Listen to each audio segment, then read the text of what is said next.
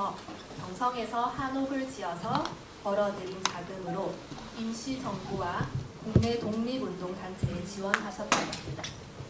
오늘 대한민국 임시정부 수립 기념일인 오늘 정세권 선생님 강연을 하게 되어서 정말 매우 뜻깊습니다. 그럼 오늘 북촌 한옥마을로 조선을 지킨 정세권 선생님에 대해 강연을 해주실 강혜영 교수님을 소개드리겠습니다. 강혜영 교수님은 현재 경일대 초빙 교수로 계시며 저서로 어떻게 살아야 할지 답을 주는 역사 이야기도 있습니다. 큰 박수로 환영해 주십시오.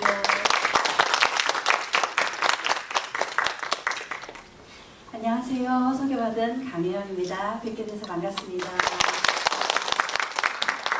소개받은 대로 경일대학교에서 학생들을 가르치고 있고요. 제가 유튜브에 강의를 올리고 있습니다. 유튜브 많이들 보시죠? 네, 유튜브에 강혜영의 친절한 역사 이야기라는 이름으로 강연을 올리고 있는데요. 215편 정도 강의를 올렸습니다. 네, 역사는 나이가 들어갈수록 좀 더 재밌어지는 분야인 것 같은데요. 역사 이야기를 제가 관심 가는 주제 그리고 또 알려드리고 싶은 주제를 골라서 역사 이야기를 들려드리면서 마지막에 제가 세상에 전하고 싶은 인문학적 메시지를 담아서 강연을 한 편 한 편 올리고 있습니다. 많은 분들이 사랑해 주시더라고요. 지금 알아봐 주시는 분도 계셔서 너무 기쁩니다. 올 초에 제가 올 1월 첫 강의로 올린 주제가 정세권 선생님이셨습니다. 그래서 저에게도 매우 의미 깊은 강연인데 이곳에서 정세권 선생님의 고향에서 함께 하게 되어서 무척 영광입니다. 오늘 함께 나눌 주제는 북촌 한옥마을과 그리고 익선동 한옥거리를 통해서 조선을 지켜내신 독립운동가 기농 정세권 선생님이십니다. 제가 오늘 정세권 선생님 강의를 하려고 이렇게 한복을 입고 왔습니다. 한 번에 한복인가 알아보시겠죠, 그렇죠? 네. 그런데 한복이 조금 특이하지 않나요? 네. 네, 이 한복은 조선시대 남자들이 입던 옷입니다. 철릭이라는 옷이거든요. 남자들의 정장이라고 보시면 되겠습니다. 요즘에는 이렇게 여성용으로 예쁘게 원피스처럼 나와 있습니다. 철릭 원피스 이렇게 검색하면 이런 옷을 찾아보실 수 있으실 겁니다. 이 한복을 누구보다 사랑하셨던 분이 정세권 선생님이셨거든요. 그러면 정세권 선생님에 대한 강연 시작해 보겠습니다. 혹시 이곳이 어딘지 아시겠는가요? 네. 사람들이 한번 알아보시네요. 사람들이 많고 특히 한복을 입은 사람들도 보이고요. 외국인의 모습이 보이시죠? 우리나라에서 굉장히 유명한 곳이 뿐만 아니라 세계적으로도 굉장히 많은 관심을 받고 있는 곳입니다. 북촌 한옥마을이죠. 북촌 한옥마을은 정말 전망과 경치가 끝내주기 때문에요. 이곳은 북촌 8경이라고 경치가 좋은 곳을 8곳을 지정해 놓고 있습니다.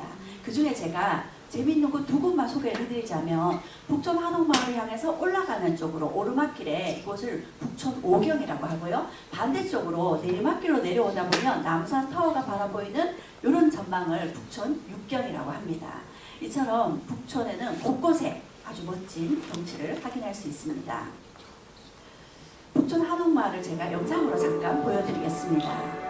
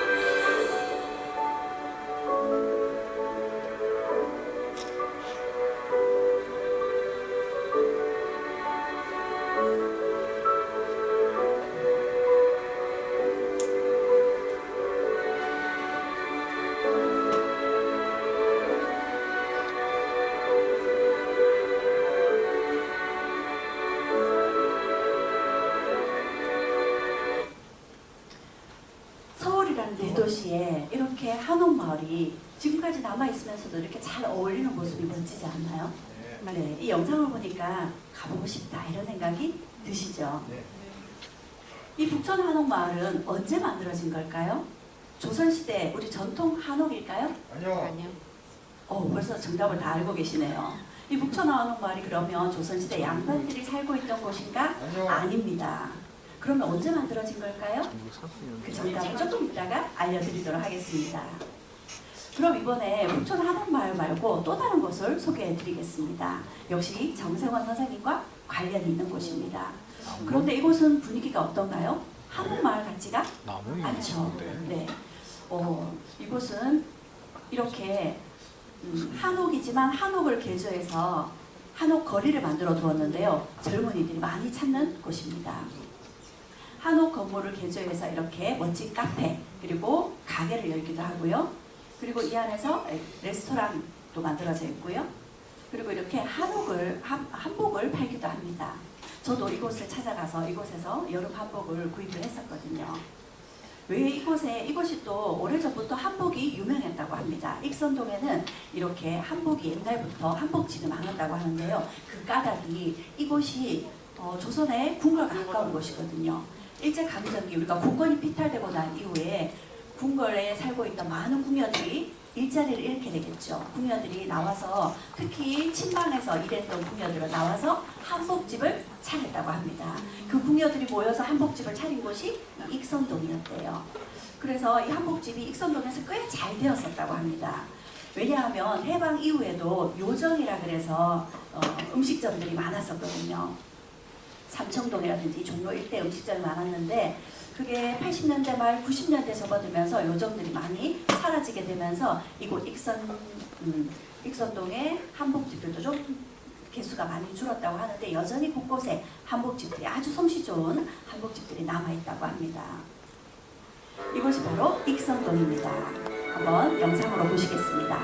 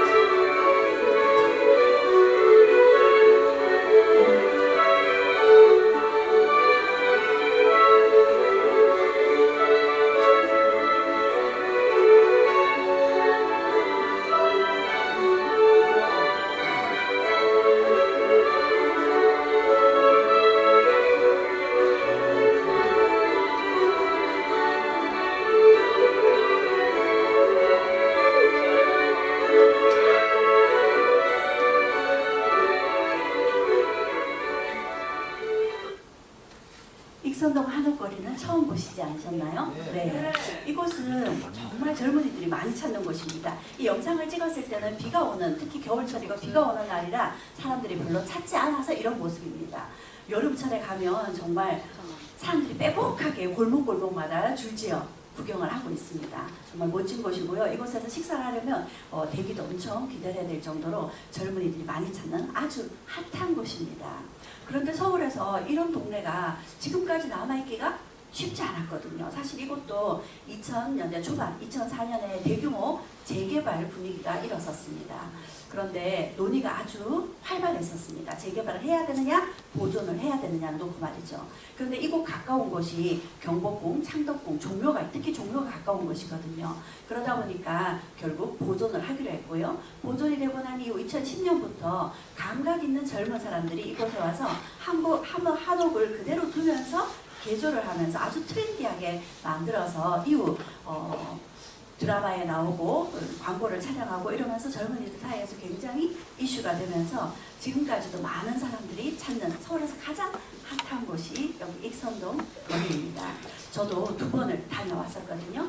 서울의 종로 3가역에 내리면 바로 익선동으로 갈 수 있습니다. 이 두 곳을 제가 소개를 해드렸는데요. 이 두 곳이 모두 다 한옥거리입니다. 북촌 한옥마을과 익선동 한옥거리 공통점이 있습니다.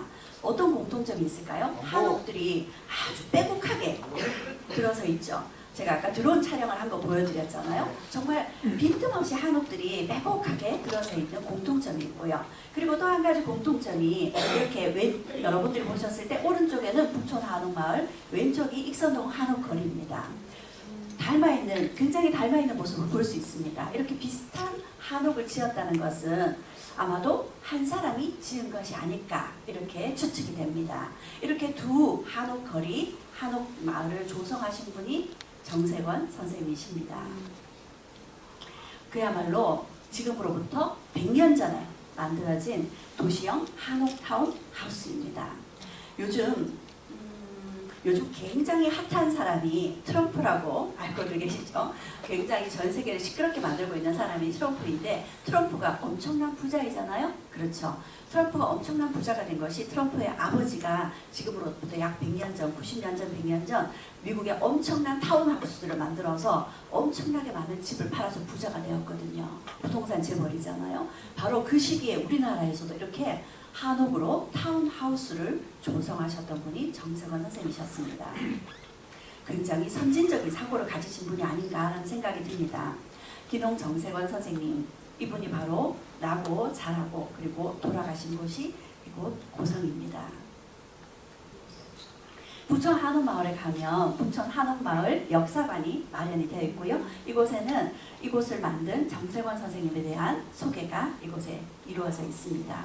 뿐만 아니라 바로 얼마 전 작년인가요? 그 삼청동에 가면 주민센터가 있는데 그 주민센터 바로 앞에 조그맣게 정자가 만들어졌습니다. 근데 그 정자의 디자인이 굉장히 특이한데요. 그네처럼 정자에 앉아서 쉴 수 있는 공간인데 이 한옥마을에 워낙 많은 사람들이 찾다 보니까 잠깐씩 쉬어가라고 하고 이렇게 정자를 만들었는데 그 정자의 이름이 희농정입니다.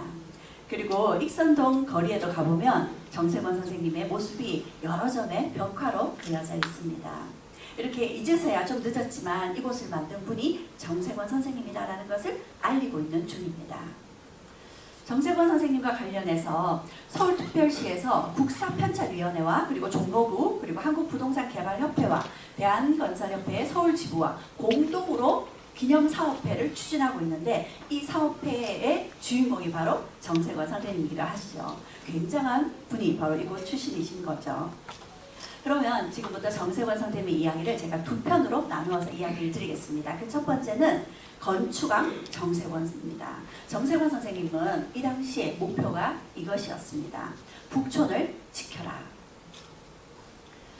당시 경성의 인구가 폭발적으로 증가하고 있었습니다. 1926년에 30만 명이던 것이 1936년 약 10년 후에는 67만 명으로 늘어났습니다. 이 시기 근대적인 도시가 만들어지고 있던 시기였기 때문에 전국의 시골에서 도시로 밀려오는 사람들이 엄청났죠. 직업을 찾아 밀려오는 사람도 많았습니다. 근데 그게 특별히 더 그랬던 것이 1910년 우리가 국권이 피탈되었습니다. 국권이 피탈되고 난 이후 1910년부터 1918년까지 거의 8, 9년 동안 토지조사 사업이라는 게 이루어졌었습니다. 토지조사 사업, 토지를 다 신고하라는 거였죠. 신고되지 않은 토지는 일본이 다 몰수를 해버렸습니다. 그리고 그 중에는 우리가 일본에 대한 반감으로 토지 신고를 하지 않은 사람들도 꽤 있었죠. 그러다 보니까 토지를 잃은 사람들, 농사지을 땅이 없잖아요. 모두 다 서울로 찾아오게 된 거죠. 그러다 보니까 서울의 인구가 또 더더욱 폭발적으로 증가하고 있었습니다. 그러면 도시의 인구가 폭발적으로 증가하게 되면 어떤 문제가 생기게 될까요?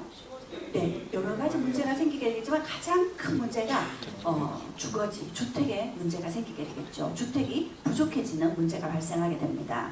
게다가 이 시기에는 일본이 우리를 식민지로 만들고 10년이 지났잖아요. 점점 더 많은 일본인들이 우리나라로 들어오기 시작했습니다. 그리고 일본은 1920년대 들어서게 되면서 일본 역시도 대도시가 폭발적으로 인구가 많아지게 되면서 우리나라로 들어오는 사람도 많았고요. 또 우리나라의 땅을 헐값에 살 수 있었으니까 일본인들은요. 그래서 우리 땅으로 들어오는 일본인들의 숫자가 점점점 늘어나고 있었습니다.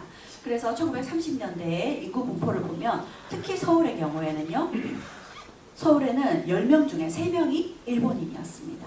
그러니 일본인들도 이 경성에서 서울에서 그들이 살 집을 구하기 위해서 이제 이 집을 차지하려고 더 많은 사람들이 들어오게 되면서 경쟁이 좀 더 치열해졌겠죠. 당시 서울에는 일본인들이 가장 먼저 정착한 곳이 이곳 남촌입니다. 청계천을 중심으로 남쪽 지역에 일본인들이 들어와서 이 남촌 지역에는 우리나라 조선인과 일본인의 비율이 반반 정도였습니다. 반면에 북촌은 거의 다 조선 사람들이었죠. 일본이 사실 원래 4대 문안에는 외국인을 진출하지 못하게 했었습니다. 우리나라가. 그런데 갑신정변 이후에 일본의 대사관이 불에 타버리게 되면서 어쩔 수 없이 우리가 손해배상을 해줘야 됐었고, 그래서 일본이 요구하는 대로 4대 문안에 일본 대사관을 둬야 됐었던 거죠. 그럼 우리가 생각했을 때는 그나마 경성 안에서 마음에 들지 않는 땅, 별로 좋지 않은 땅을 그들에게 내어준 곳이 남산 아래였습니다. 남산이 사실 우리에게는 아주 신성한 중요한 산이긴 하지만 남산 아래쪽은 주로 음습한 기온이 좀 차가운 지역이다 보니까 사람들이 별로 살지 않은 지역이었습니다. 그런데 일본인들은 오히려 이 남산을 더 좋아했습니다. 왜냐하면요. 이 남촌 지역에 일본인들이 좀 더 많이 차지했기 때문에, 많이 정착을 했기 때문에 우리가 해방 이후에 이 청계천 이남 지역을 두고 여기 일본인들은 이제 더 많이 남겨져 있잖아요. 그래서 일부러 이곳의 도로명을 충무로 을지로라고 이름을 지었답니다. 충무로 하면 누가 떠오르시나요? 주호공 이순신. 을지로 하면요? 을지문덕 장군. 일부러 그래서 이렇게 이름을 붙였다고 합니다. 일본이 이 남산 아래에 정착을 하는 것을 일본인들도 더 좋아했던 까닭이 임진왜란 때 이 남산 아래에 일본 기지가 있었거든요. 일본 군부대가 있었습니다. 남산 외성대라고 하는데요. 자신들도 이곳이 역사적으로 연고지였기 때문에 이곳을 더 좋아했던 거죠. 그래서 남산에 일본인들이 정착을 하게 됩니다. 그리고 이곳에 조선 총독부를 뒀었습니다. 그 조선 총독부의 모습이 여기 이 건물입니다. 그렇게 조선 총독부 건물이 들어서고 하니까 이곳 지역을 중심으로 더 많은 일본인들이 모여들었겠죠. 그러다 보니까 남촌이 폭발적으로 일본인들 숫자가 늘어나게 됩니다. 그러면 이들이 어떤 욕심을 내게 될까요? 남촌에서 많은 일본인들이 거주하고 있으니까 북촌으로 확산을 하려고 하게 되겠죠. 그러기 위해서 일본인들이 한꺼번에 북촌으로 진출하기 위해서는 조선 총독부라든지 기관이 이전을 해가는 것이 효과적일 겁니다. 그래서 조선 총독부가 저기 경복궁 앞으로 이전을 해가게 됩니다. 1926년에 조선 총독부가 경복궁의 강화문을 허물고 그 자리에 들어서게 된 거죠. 그리고 또 1926년에 지금의 덕수궁 바로 건너편입니다. 그곳에 경성부성, 지금의 서울시청이 있던 자리에 경성부성이 들어서게 되겠죠. 경성부청이 이곳에 들어서게 되면서 주요 기관이 이곳에 들어서게 되면 이곳에 근무하는 사람들도 이곳으로 주거지를 옮겨야 되겠죠. 이들의 관사가 이곳으로 오게 되고요. 그러면 많은 일본인들이 이곳으로 오게 되니까 일본인들이 출입하는 식당이라든지 그 밖에 가게들도 함께 오게 되는 겁니다. 그렇게 일본인들이 북촌으로 진출하게 됩니다. 그 당시 일본의 북진에 대한 경고가 이렇게 신문 기사에 났었습니다. 일본의 북진을 막아야 된다. 경성이 이제 조선 사람의 경성인지 일본 사람의 경성인지 알 수 없다라는 기사가 났습니다. 조선인의 경성은 망해가고 있고 일본인의 경성은 흥해가고 있다. 이렇게 기사가 났습니다. 1925년 기사에도요. 이렇게 종로 일대에 일본인들이 도로를 내고 조선인 주택을 허물고 이걸 값싸게 일본인들이 그곳에 일본식 주택을 짓고 있다는 기사가 나고 있습니다. 조선인들의 집이 조선인들은 반면에 조선인들은 경제적인 능력이 일본인보다 훨씬 떨어지죠. 그러다 보니까 경제적으로 빈곤한 특히 이 북촌 지역에는 고관 대작들 양반들이 많이 살고 있었거든요. 가세가 기울자 집을 내어놓습니다. 그렇게 내어놓은 집들이 빠르게 감소하고 있습니다. 조선인들이 내어놓은 집을 일본인들이 빠르게 사들이고 있다는 거죠. 1927년 4월에만 800호의 집이 일본인에게 넘어갔다고 합니다. 그러다 보니까 이 경성이 조선인의 경성이냐 일본의 경성이냐, 일본은 경성부라고 불렀거든요. 일본 말로 게이조라고 합니다. 이게 조선의 경성인지 게이조인지 알 수 없다, 이런 기사가 났었습니다. 경성의 가장 절박한 문제가 주택의 문제이고 특히 조선인들이 주택을 빼앗기고 있다, 이런 기사들이 당시에 문제의식을 갖고 기사를 내보내고 있습니다. 이러한 시기 정세원 선생님은 이렇게 이야기를 하셨습니다. 사람 수가 우리의 힘이다. 일본인들이 종로에 발을 붙이지 못하게 해야 된다. 종로는 우리에게는 매우 특별한 곳이었습니다. 혹시 이 영화 기억나시는가요? 장군의 아들 김도환이 나오는 영화였었죠. 여기에서도 일본인들의 종로 진출을 막아야 된다 해서 종로의 긴똑강이다 이렇게 하면서 그 당시에 이렇게 이야기를 했었습니다. 종로는 그처럼 우리 민족의 정체성이자 우리의 상권이고 우리나라 사람들이 살고 있는 꼭 지켜야 되는 땅이었던 거죠. 아주 상징적인 의미가 있는 곳이 바로 종로였습니다. 이러한 곳에 조선인들이 살 주택을 지키기 위해서 그 당시 건양사라는 주택 설립 회사를 만든 분이 정세권 선생님이셨는데요. 당시 건양사라는 회사는 어떤 일을 하는 곳인가 하면요. 여기 광고에 실린 것처럼 주택을 경영하고 주택을 건축하고요. 그리고 목재를 판매하는 이런 회사였습니다. 그 당시에는 건축이 크게 세 가지로 이루어져 있었습니다. 일본인들이 살고 있는 일본식 주택을 적상가옥이라고 합니다. 그리고 또 그 당시에 양옥주택, 우리가 2층 양옥이라고 하는 그 문화주택이 굉장히 많은 사람들의 인기를 얻고 있었습니다. 반면에 또 한 가지의 주택 특징이 우리 전통 한옥이죠. 그러면 일본인들 같은 경우에는 주택 전통 한옥을 만들어 놓으면, 한옥을 지어 놓으면 일본인들이 들어오려고 할까요? 아니요. 아니겠죠. 우리나라 사람들이 들어오게 될 겁니다. 그러니까 우리 한옥을 많이 지을 필요가 있었던 거죠.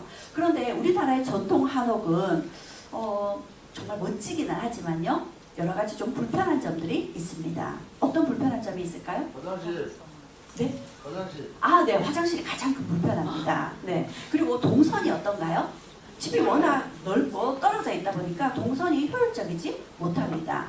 그리고 바깥으로 나가려면, 화장실 가려면 바깥으로 나와야 되잖아요. 신발을 다시 신어야 됩니다. 그러다 보니까 신발을 신고 벗고 이런 게 좀 위생적으로도 좋지 못하다는 여러 가지 문제점들이 있었죠.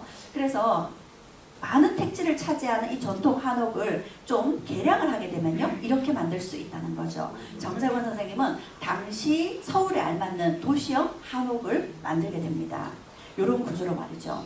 안을 들여다보면 이렇게 현관으로 들어와서 현관으로 들어오면 여기에 마루도 있고요. 여기에 남자들이 기도하는 사랑방, 그리고 안채, 부엌, 이렇게 동선이 일자로 한 번에 움직일 수 있는 이런 한옥 도면을 만들게 됐죠.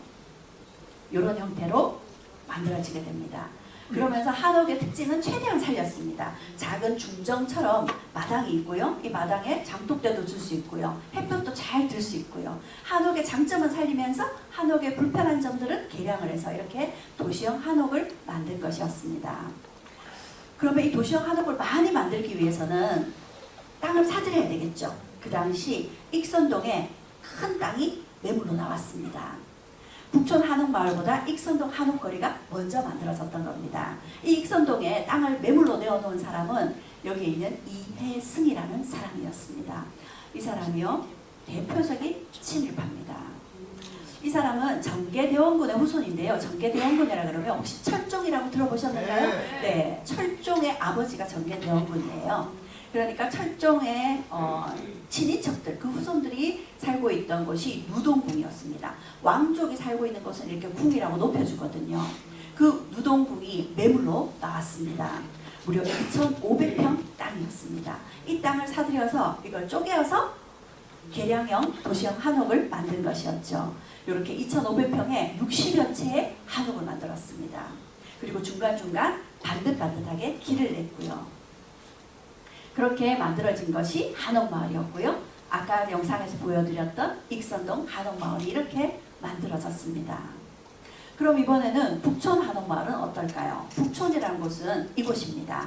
여러분들이 보셨을 때 왼쪽에 있는 것이 경복궁이고요. 오른쪽이 창덕궁과 창경궁입니다. 궁궐과 궁궐 사이에 위치해 있죠. 이것만 보더라도 이곳은 굉장히 위치도 좋고요. 그리고 이것이 풍수 지리적으로도 굉장히 좋은 입지입니다. 그리고 궁궐과 가깝기 때문에 굉장히 땅값도 비싸겠죠. 이곳에는 어떤 사람들이 거주했을까요? 누구요? 부자들. 아, 부자들. 그렇죠. 조선시대는 어떤 사람들이 부자였을까요? 금리. 네, 양반들. 그것도 아주 고관 대작들이었습니다. 왕족이라든지 고관 대작들이 이곳에 북촌에 거주했습니다. 왜냐하면 왕이 부르면 빠르게 궁궐로 달려가야 되는 곳이기도 하잖아요. 이곳 북촌에 우리나라 그러니까 이곳에 살고 있는 사람들은 고관 대작들이었기 때문에 큰 전통 한옥들에서 거주를 하고 있었습니다. 그런데 이곳 북촌에서도 고관 대작들, 과거에는 떵떵거리고 살던 사람들이지만 일제강점기가 되면서 가세가 기울었겠죠. 가세가 기울면 양반이기 때문에 체면상 일을 하기는 그렇죠. 그래서 가게의 형편이 가게의 형편이 좋지 않으니까 뭐부터 내어놓게 될까요? 집은 제일 마지막에 내어놔야 되지 않을까요? 뭐부터 내어놔야 될까요? 노비. 아, 노비도 내어놔야 될 거고요. 그리고 집안에 혹시 귀한 골동품이 있으면 골동품들을 내어놓게 되겠죠. 그 골동품들을 양반들이 엄청 내어놨답니다. 그래서 이 가까운 곳에 만들어진 곳이 인사동이었습니다.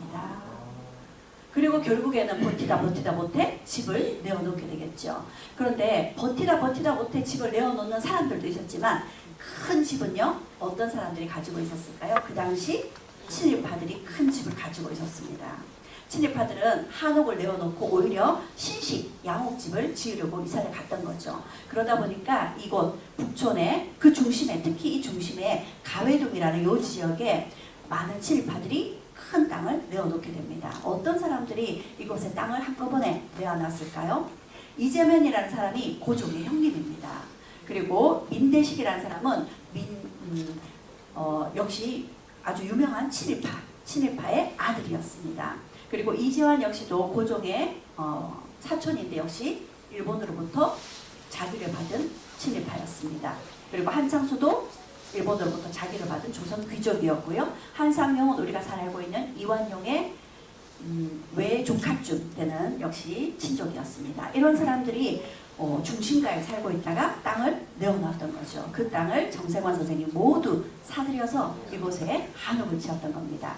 이들이 얼마나 대저택을 가지고 있었는지 살펴본다면 민대식이라는 사람이 저기 왼쪽에 보이는 별장 보이시죠? 민대식의 별장이었고요. 그리고 여기가 오른쪽에 보이는 것이 고종의 형님이었던 이재면의 한옥 저택입니다.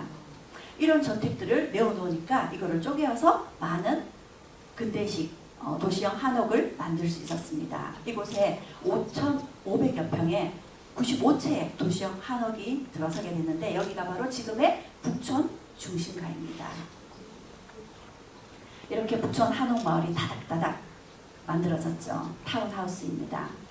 북촌 한옥마을의 실제 1930년대 모습입니다. 영화에서 나왔던 장면인데요. 이런 모습을 보면 저택이 그래도 꽤 크고 멋있는 한옥의 모습을 하고 있는 것 같습니다. 지금의 북촌 한옥 모습이에요. 옛날 모습 그대로 보존하고 있는 것을 사진으로 확인할 수 있습니다. 뿐만 아니라 익선동 한옥거리 그리고 북촌 한옥마을 그 밖에도 창신동, 해화동, 행당동 그리고 왕십리, 서대문 이런 쪽으로 많은 곳에 근대식 도시형 한옥을 만드셨습니다. 그가 이렇게 한옥을 송균관대 근처가 무슨 동네예요? 송균관 근처가요? 네. 명륜동이요. 학교 근처. 명륜동입니다. 아, 명륜동. 네네. 제가 서울 사람은 아닌데요. 네, 여기가 당시 정세권 선생님이 이렇게 조선집을 만든 까닭이 조선집은 조선인들이 살 거잖아요. 일본인들이 살려고 하지 않을 거거든요. 그러니까 우리가 서울을 지켜낼 수 있는 거죠. 조선인들에게는 조선집을 제공해줘야 되고 조선인들은 조선집에서 살아야 된다는 것이 정세권 선생님의 생각이었습니다. 그래서 정세권 선생님이 이 한옥 타운하우스를 만든 것이 이곳들입니다. 이곳에 무려 1929년부터 약 20년간 6천여 채의 한옥을 지었습니다. 이게 그 당시 서울에 새로 지어진 한옥의 약 20%를 차지한다고 합니다. 그렇게 만든 것이 한옥 방어선이었습니다. 북촌을 지켜라 하는 선생님의 뜻이 이렇게 나타나 있죠. 그러면 전통 한옥과 도시형 한옥은 어떻게 다른 걸까요? 전통 한옥은 그야말로 멋있습니다. 그렇죠? 우리나라의 전통을 잘 보여줄 수 있는 모습이긴 하는데요.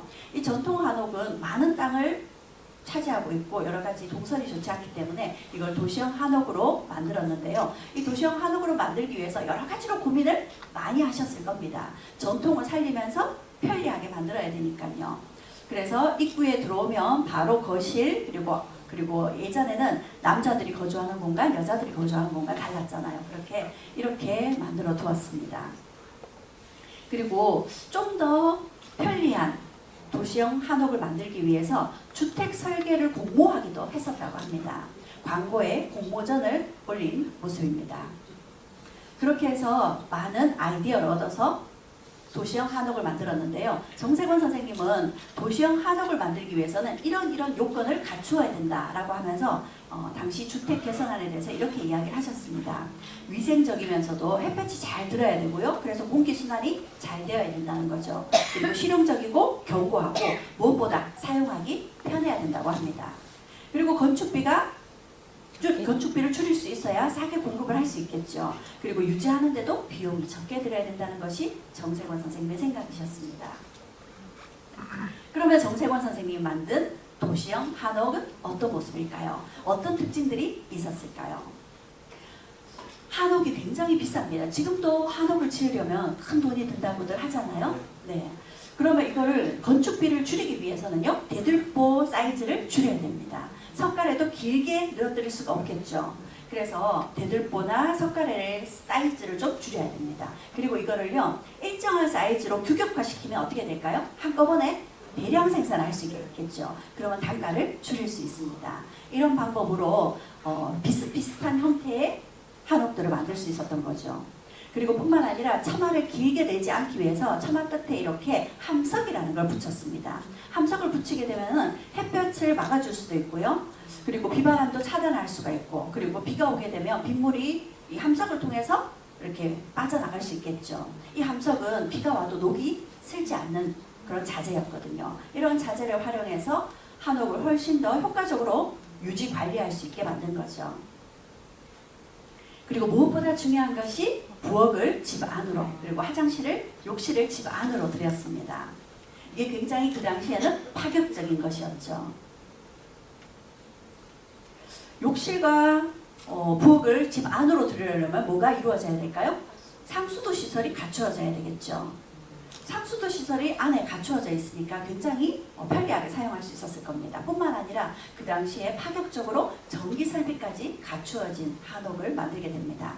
그리고 우리가 창호지라 그러잖아요. 창호지 말고 유리를 사용하고요. 부엌 바닥은 물이 튀어야 되기 때문에 타일을 사용하기도 했고요. 굉장히 파격적인 자재들을 한옥에 도입을 했습니다.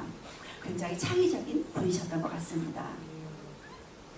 그리고 무엇보다 집은 남향으로 배치를 해야 되겠죠. 그래서 방은 주로 남향으로 배치하고 부엌 같은 경우는 굳이 남향이지 않아도 되니까 그런 식으로 집안을 배치하고 그리고 집은 약간 지면으로부터 좀 띄웠습니다. 그래서 습기를 차단할 수 있도록 해주었고요. 이렇게 중간에는 마당을 만들어 두었기 때문에 여전히 우리 집만의 하늘을 가질 수 있었습니다. 햇볕이 잘 들 수 있도록 할 수 있었고, 그래야 장독대도 둘 수 있었던 거죠. 재미있는 것이 그 당시 조선인들의 경제적 상황이 좋지 않았습니다. 그래서 집안에 식구가 적을 때는 이렇게 따로이 별채해서 하숙을 칠 수도 있게 사람들의 이런 경제적인 부분까지도 생각해서 이 한옥을 지었다고 합니다. 네, 한옥에 지금 지붕이 보이는데요. 이 지붕이 모두가 비슷한 모양이잖아요. 어떤 모양을 닮았냐면 놀랍게도 어떤가요? 한글의 자음을 닮았습니다. 이게 우연의 일치일까요? 드론으로 촬영을 해보면 모두 다 기역자, 니은자, 디귿자, 미음자 이런 모양의 가옥 지붕을 볼 수가 있습니다. 이유는 조금 이따 끝날 때쯤 확인을 하실 수 있을 것 같습니다. 이렇게 모두 보면 기역자, 니은자, 디귿자 이렇게 지붕이 만들어져 있죠. 이렇게 도시형 한옥을 아주 혁신적으로 만들었다고 할 수 있는데요. 이거는 한마디로 얘기하면 그 당시 한옥혁명이라고밖에 이야기할 수 없을 정도입니다. 당시 경성편람이라는 잡지에서 정세권 선생님은 이런 생각을 가지고 있었다고 당신의 한옥에 대한 생각을 이렇게 이야기하고 계십니다. 한옥은 이 건양사라는 회사는 한옥의 건축비, 유지비, 생활비 이런 것들을 절약하는 것을 가장 중요하게 생각하는 회사이다. 재래식의 행랑방이나 장독대, 창고의 위치를 특별히 개량하고요. 그리고 중류 이하의, 중산층 이하의 사람들이 한옥에 거주할 수 있도록 하기 위해서 집값을 낮추는 것은 물론이고 집값을 낮춰도 살 수 없는 사람들을 위해서 연부, 월부의 할부 판매 제도를 실시했다고 합니다. 지금은 사실 주택을 구입하는 게 경제적으로 여의치 않은 사람들을 위해서 국가에서 전세 제도를 취하고 있잖아요. 그런데 사기업을 운영하시던 민간 회사입니다. 그런데 그 당시에 이미 할부 제도로, 할부로 그러니까 집을 사는데 나누어서 값을 지불할 수 있도록 금융의 역할까지 하고 계셨던 거죠. 1920년대만 하더라도 30칸 안팎이 되는 집이 무난히 팔렸었다고 합니다. 칸이라고 하면 우리가 한옥에서 기둥과 기둥 사이를 한 칸이라고 하거든요. 그래서 10칸이면 약 평수로 계산해보면 15평 정도 됩니다. 그러면 30칸 정도이면 약 45평 정도 되는 집이라고 보면 되겠죠. 약 40평대, 50평대의 집이 1920년대만 하더라도 무난하게 팔렸었습니다. 그런데 조선인들의 생활난이 경제적 난이 심각해지다 보니까 조선 1930년대 오게 되면 10칸 내외의 집도 매매되기가 쉽지 않다라는 거죠. 이렇게 조선인들의 상황이 점점 나빠지고 있는 것이 여기서도 확인이 되고 있습니다. 그러다 보니까 1930년대에는 큰 집을 찾는 이가 적었다고 합니다. 그러니까 이런 한옥을 팔고 있다는 것을 적극적으로 홍보를 해야 되고요. 그리고 다른 회사보다 한옥을 저렴하게 팔고 있다는 것을 광고해야 되겠죠. 집을 판다는 광고를 실으셨다고 합니다. 1929년부터 광고를 실으셨는데요. 그 광고를 보면 정세권 선생님이 집을 얼마나 지어서 얼마나 팔았는지를 수치적으로 정확하게 확인할 수가 있습니다.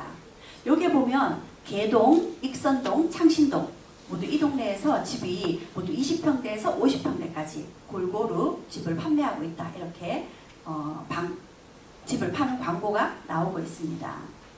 그런데 재미있는 것이 여기에도 각각 관철동, 낙원동, 관운동, 소격동 이런 동네에 집들이 내놨잖아요. 30평대는 몇 동 없습니다. 그렇죠? 그런데 10칸 내외의 집은 꽤 많이 판매를 하고 있다고 광고를 싣고 있습니다.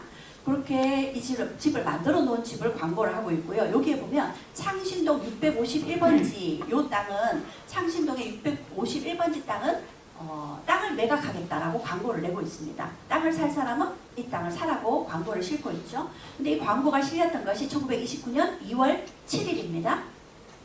그리고 얼마 후 광고가 또 나왔습니다. 1929년 3월 24일자입니다. 근데 3월 24일자에 여러 가지 다른 광고도 있지만 여기에 창신동의 651번지, 창신동 651번지에 9칸 내지 12칸짜리 집 37동을 판매한다고 광고를 싣고 있습니다. 아까 2월 7일이었거든요. 지금은 3월 24일이잖아요. 약 6주 동안 37채의 집을 지은 겁니다. 그 당시에 엄청 파격적인 거죠.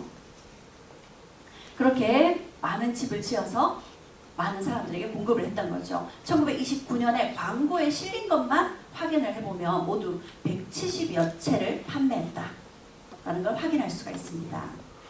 그런데 광고에 실리지 않고 판매한 집들도 많겠죠. 그래서 평균을 내면 죄송합니다. 평균을 내면 한 해 약 300채를 팔았다고 합니다. 뿐만 아니라 집을 구입하기 힘든 사람들을 위해서 전세 제도를 실시했다고 합니다. 여기도 광고에 보면요, 개동, 익선동, 창신동의 집들을 판매 내지 전세도 가능하다 이렇게 광고를 싣고 있습니다. 당시에 이런 파격적인 생각을 하면서 이런 것들을 사람들에게 널리 알리고 광고까지 냈으니까요. 광고는 또 돈을 들여서 내야 되는 것이기도 하잖아요. 굉장히 사고가 남다르셨던 분이신 것 같습니다. 그렇게 정세관 선생님은 부동산 개발업자이셨지만 시대를 앞서간 놀라운 해안을 가지신 분이셨습니다. 이분이 이렇게 성공 과도를 달렸습니다. 그리고는 그 당시 건축왕이라고 불리셨습니다. 건축왕으로 굉장히 유명해지시게 되면서 신문에서 인터뷰를 했나 봅니다. 나는 어떻게 성공을 거둘 수 있었는가? 그는 어떻게 짧은 시간에 대성공을 거둘 수 있었던 걸까요? 그냥 집을 만들고 파는 사람이 아니었습니다. 그는 토지를 직접 매입을 하고요. 그리고 자재상을 운영하면서 집을 싸게 건축을 할 수 있었죠. 설계와 건축, 그리고 시공, 그리고 분양까지 직접 했습니다. 뿐만 아니라 중개업도, 부동산 중개업도 직접 하셨고요. 그리고 돈이 여의치 않은 사람들에게는 금융까지도 한 회사에서 이 많은 일을 다 하기가 쉽지 않습니다. 지금도 이 많은 일을 한꺼번에 다 하는 회사는 어디에도 찾아볼 수가 없습니다. 이런 생각을 했다는 것도 놀랍지만 이거를 한 회사에서 다 도맡아 했다는 것은 정말 지금 생각해도 놀라운 해안이 아닐까 싶습니다. 근데 그 당시 건축왕 말고도요, 이런 왕이라고 불리는 사람들이 또 있었습니다. 유통왕이라고 불리는 박흥식이라는 사람이 있었고요. 광산왕이라고 불리는 최창학이라는 사람이 있었습니다. 이들 역시도 유통왕, 광산왕이라고 불렸기 때문에 엄청난 부를 얻었던 사람들이죠. 그렇게 조선의 3대 왕이 건축왕, 유통왕, 광산왕이었습니다. 그런데 정세관 선생님은 여기 있는 박흥식이나 최창학이라는 사람과는 차원이 다르셨습니다. 여기 있는 유통왕 박흥식, 화신백화점을, 그 당시에 백화점을 운영했던 유통왕이었습니다. 엄청 부자였거든요. 그런데 우리가 해방이 광복이 되고 나서 반민특위라고 친일 반민족 행위를 한 사람들을 잡아다가 조사를 했거든요. 제일 먼저 잡혀간 사람이 박흥식이었습니다. 대표적인 친일파인 거죠. 반면에 광산왕 최창학은요, 이 사람도 역시 일본이 일으킨 태평양 전쟁에 전투기며 여러 가지 무기와 전쟁 비용들을 지불했던 친일파였습니다. 그런데 정세관 선생님은 이 사람들과 달랐던 겁니다. 정세관 선생님의 어릴 적 이야기 잠깐 쉬었다가 또다시 이야기를 들려드리겠습니다. 10분간 쉬겠습니다.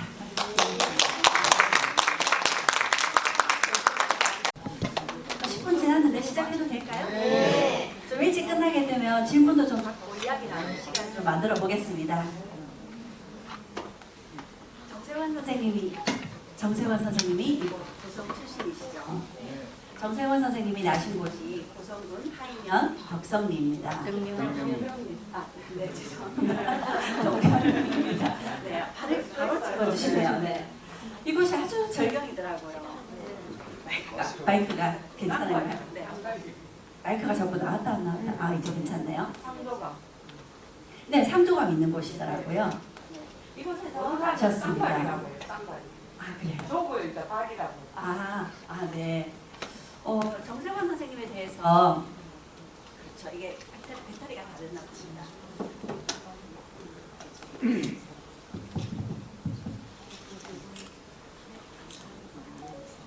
정세관 선생님에 대해서 그 당시 광복이 되고 난 이후에 한글 학회가 만들어졌었는데요. 그 한글 학회에서 정세권 선생님에 대해서 1965년에 감사패를 드리면서 이런 글을, 정세권 선생님을 떠올리면서 이런 글을 쓰셨습니다. 기농 선생은 원래 비범한 재질과 탁월한 실천력을 타고났습니다. 12살에 진주 백일장에서 장원을 하였고 진주 삼험학교에서 3년 과정인데 학년을 뛰어넘어서 1년 만에 우수한 성적으로 졸업할 만큼 다른 사람들이 따를 수 없는 천재였다고 합니다. 18살에 기자능에 참봉이 되셨고요. 23살에 면장에 피임된 것은 선생의 월등한 역량이 모든 사람을 감동시킬 것이었다. 이렇게 극찬을 했었습니다. 여기에서 이야기처럼 12살에 진주 백일장에서 장원을 하셨고요. 그리고 진주 삼험학교를 1년 만에 졸업을 하셨다고 합니다. 기자능의 참봉이라고 하는데 기자능이라는 것이 지금의 북한 땅에 있는 것이긴데요. 참봉이 실제로 거기서 근무를 했다기보다는 명예직이긴 한데 좋은 부품으로 요즘으로 얘기하면 구급 공무원으로 이제 공무원 생활을 시작하셨다 이렇게 보면 되겠습니다. 그때가 불과 17, 8살 때이셨던 것 같습니다. 대단하신 거죠. 그런데 더 놀라운 것이 그 당시 고성 군수님이 사람을 보는 안목이 있으셨나 봅니다. 최연소 하이면의 면장으로 임명을 하셨습니다.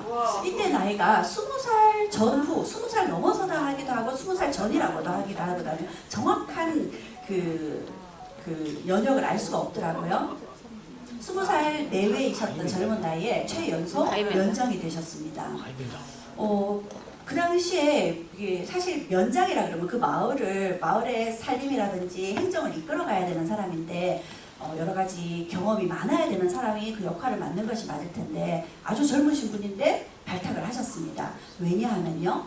아마도 세상이 좀 바뀌고 있으니까 젊은 사람의 신선한 추진력이나 새로운 시대에 걸맞는 생각이 필요하다라는 뜻에서 이런 파격적인 임명을 하셨던 것 같습니다. 그런데 당시 고성군 군수님의 안목이 틀리지 않으셨던 것 같아요. 젊은 나이에서도 불구하고 최연소 면장이셨던 정세권 선생님이 여러 가지 일들을 하셨다고 합니다. 우선 해풍을 막기 위한 방풍림을 조성하셨다고 하고요. 그리고 마을의 사람들이 여러 가지 경제적인 이득도 얻을 수 있도록 유실수를 심을 수 있도록 했었다고 합니다. 뿐만 아니라 마을 사람들과 함께 누에를 치는 잠업을 했고요. 그리고 목화도 재배를 하면서 마을 사람들의 생계에 도움이 되는 일들을 추진하셨죠. 그리고 그렇게 해서 경제적으로 수익이 이루어지게 되면 그걸 저축계를 모으셨다고 합니다. 대동계라는 이름의 저축계를 발족하시기도 하셨다고 합니다.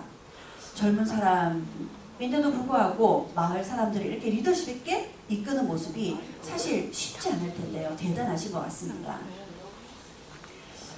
그리고 저축계를 발족하셨다 그러는데 이분이 어려서부터 이게 수적인 부분이 탁월하셨다고 하거든요. 아마 그랬기 때문에 앞에서 한옥을 판매하면서 이 금융업까지 이런 것들을 다 생각하실 수 있었던 것 같습니다.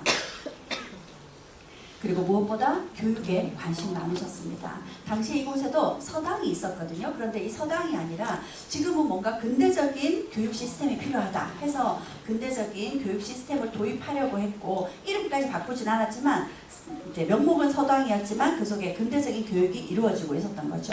그러다가 서울에 올라가시고 난 이후에도 이 덕명리에 덕명강의학교라는 걸 만들고 지원을 해주셨다고 합니다. 그게 이후에 덕명보통학교 그리고 덕명초등학교가 있다가 93년에 폐교되었다고 제가 확인을 했었습니다. 그렇게 이 지역에 계시던 정세권 선생님이 어떻게 서울로 가셨는지는 정확하게 알려져 있지는 않지만 아마도 서울에 올라가신 것이 1919년, 1920년경인 것 같습니다. 아마도 진주에서 일어났던 3.1 만세운동, 만세운동의 영향을 적잖이 받으셨던 것 같습니다. 사실 정세권 선생님은 이곳에 그 덕명리에 있던 초가집들을 다 기와집으로 바꾸고 싶다 이런 의지를 가지셨다고 하거든요. 그런데 그걸 그곳이 아니라 오히려 서울 가서 펼치셨던 거죠. 그런데 이분이 면장이 되시고 나서서 이런 에피소드가 있었다고 합니다. 1910년 국권이 피탈되었습니다. 그러자 헌병대장이 고성군에 있는 면장들을 다 불러놓고 이런 질문을 했다고 합니다. 한일합방을 어떻게들 생각하시오? 헌병대장이 이렇게 질문하니까 다들 뭐라고 대답했을까요? 뭐 잘 됐죠. 뭐 이렇게 얘기를 했겠죠. 그렇죠. 다들 뭐 잘된 일이라고 생각합니다. 이렇게 얘기했을 겁니다. 일단 무섭잖아요. 그렇죠. 그런데 정세권 선생님은요. 이건 옳지 않은 일이다. 이렇게 얘기를 하셨나 봅니다. 그래서 다른 면장들은 다 풀려났지만 혼자서 며칠간 구금되셨다고 해요. 그러자 주변에서 와서 걱정이 되어서 그냥 잘된 일이라고 얘기해 하고 다들 이렇게 얘기를 하셨대요. 그리고 며칠 후 헌병대장이 다시 질문했습니다. 한일 합방을 안 좋다고 했다면서 지금도 그렇게 생각하느냐 하고 물었대죠. 뭐라고 이야기하셨을까요? 이렇게 이야기하셨답니다. 좋다는 말은 거짓이요. 입장을 바꿔놓고 생각해 보시오. 당신 같으면 당신 나라가 남의 나라와 합방을 당했는데 나라가 그렇게 되었으면 좋다 할 것이요? 나는 거짓말은 안 하는 사람이요. 이렇게 얘기를 하고 나니 헌병대장도 할 말이 없어지죠. 그렇죠? 입장 바꿔서 생각해보라 하는데 뭐라고 이야기할 수 있겠어요. 그러자 헌병대장이 이렇게 이야기를 했답니다. 당신은 거짓말은 안 하는 면장이군. 좋소, 나가시오 하더랍니다. 그리고 이후부터는요. 정세권 선생님은 건드리질 않으셨다고 합니다. 저 사람은 거짓말 안 하는 사람이라는 거죠. 참 말씀을 멋지게 잘하십니다. 상대가 더 이상 아무 말 할 수 없게 만들어버리죠. 정세권 선생님은 이후 서울로 올라가셔서 아까 말씀드렸다시피 건축왕이 되셨습니다. 엄청난 부자가 되신 겁니다. 그런데 그 부를 어디에 쓰셨을까요? 정세권 선생님의 인생 그 다음은요. 독립운동가로서의 삶이셨습니다. 정세권 선생님의 목표는요. 우리 것 그리고 우리 글을 지켜라 였습니다. 1936년에 서울에서 큰 수재가 발생했습니다. 이재민들이 엄청 나왔죠. 그러자 집을 잃고 나온 이재민들에게 의복을 기탁하셨습니다. 그리고 또 다른 수재가 일어났을 때에도 또 의복을 기탁하는 등 많은 기부활동을 하셨습니다. 뿐만 아니라 아까 사회자분이 사선 선생님이 소개해 주셨던 대로 임시정부에도 돈을 보태셨습니다. 실제로도 몰래 임시정부에 돈을 보내고 계셨거든요. 그런데 임시정부에서도 아무래도 돈 있는 사람들을 찾아와서 독립운동 자금을 대어달라고 찾아오긴 했습니다. 그리고 찾아올 때는 사람들의 눈에 띄지 않아야 되겠죠. 그래서 밤늦게 마치 도둑처럼 정세권 선생님 집에 찾아오셨다고 합니다. 임시정부에서 왔다. 돈을 좀 독립운동에 보탬이 되게 돈을 좀 달라고 하셨답니다. 그래서 그 당시 마침 집을 판 돈이 있어서 돈을 모두 내어주셨다고 하죠. 그런데 정세권 선생님은 이렇게 밤에 찾아올 필요가 없었습니다. 그렇지 않아도 임시정부에 돈을 대고 계셨으니까 말이죠. 뿐만 아니라 정세권 선생님은 그 당시 중앙체육연구소 신축회관을 지어주기도 하고요. 운동을 하려는 젊은이들을 후원해주기도 했었습니다. 젊은이들이 체육활동을 할 수 있는 체력증진법 연구회 운동실을 증축해 주시기도 하셨죠.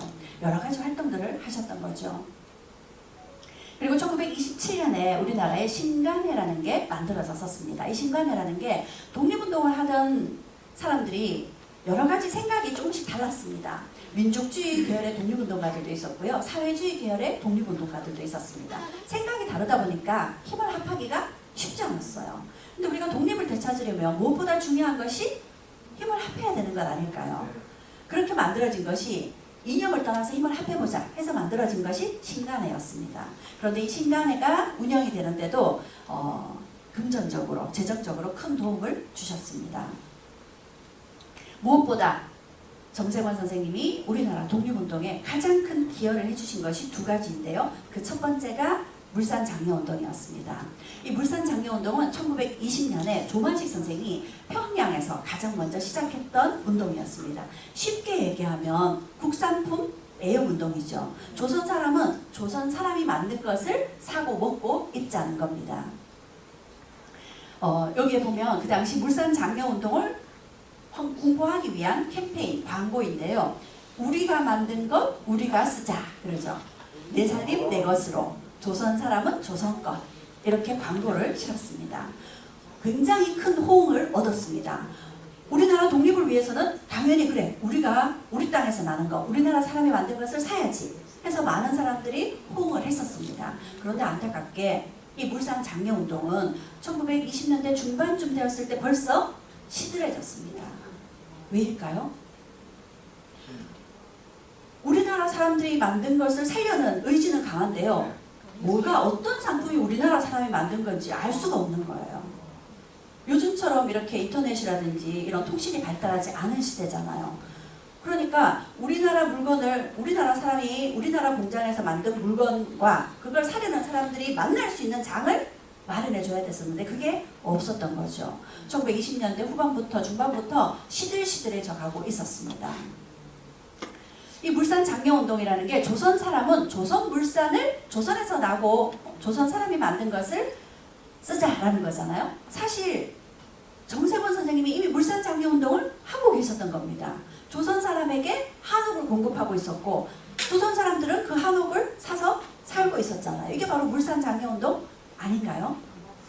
정세권 선생님이 이 운동에 본격적으로 뛰어든 것이 1928년이었습니다. 물산 장려운동을 다시 부흥시키자는 것이었습니다. 물산 장려운동에 대한 물산 장려운동이 평양에서 시작되었지만 경성 지회 정세권 선생님이 참여를 하셨죠. 그리고 1929년에는 경성 지회의 재무이사를 담당하셨고요. 1930년대는 물산 장려운동의 살림을 전체적으로 총괄하는 전임 상무 역할을 맡으셨습니다. 물산 장려운동을 활발히 펼치기 위해서는 재정적인 지원이 절실히 필요했습니다. 1929년부터 해서 1930년까지 물산 장려회의 총 예산이 1,800여 원이 필요했었는데요. 그 중에 정세권 선생님이 사비로 지출한 돈이 무려 65%입니다. 이분이 계셨기 때문에 쇠퇴에 가던 물산 장려운동을 다시 일으키실 수 있었던 거죠. 그리고 이 물산 장려운동을 성공시키기 위해서는 그 성공의 성패가 좌우되는 것은 물산 장려회관이 지어져야 됐던 것입니다. 물산 장려회관이 만들어져야 여기에서 우리나라 공장에서 우리나라 사람이 만든 물건을 이곳에 진열을 이렇게 판매할 수 있도록 내어놓을 수 있고요. 그리고 이걸 살려는 사람들이 이곳을 찾아올 수 있는 장이 필요했던데 그게 바로 물산 장려회관이었던 거죠. 이 물산 장려회관을 만들려면 땅이 있어야 되고요. 또 건축비가 필요합니다. 당시 1층에서 4층짜리 건물을 지어졌고요. 1층에는 상품 판매소, 그리고 2층에는 상품 진열소, 3층에는 식당, 4층에는 옥상이 마련이 됐는데 이곳에 정세권 선생님의 가족분들이 사셨다고 합니다. 왜냐하면요.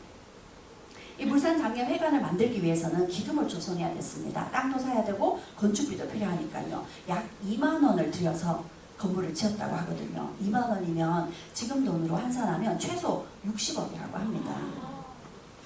그런데 기금을 조성하자고 했는데 기금이 잘 모이지 않았어요. 결국 일단 먼저 짓자고 했는데 이후에 그 기금이 모이지 않았기 때문에 거의 정세권 선생님이 사비로 다 지은 것이었습니다. 정세권 선생님 돈이 여기 다 들어가 버렸기 때문에 가족들이 기거할 공간이 없었겠죠. 이곳에서 기거를 했던 겁니다.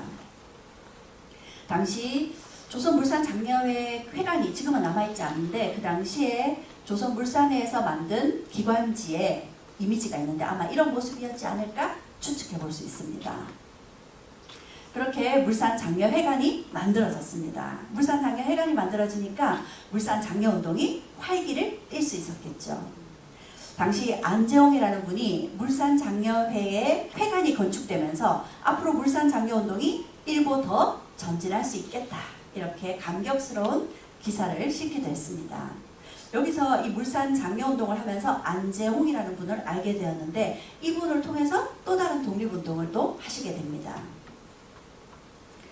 이렇게 물산 장려회관을 건립한 것이 정세권 선생 덕분이셨습니다. 그러자 만해 한용운 선생님께서도 이렇게 극찬을 하셨습니다.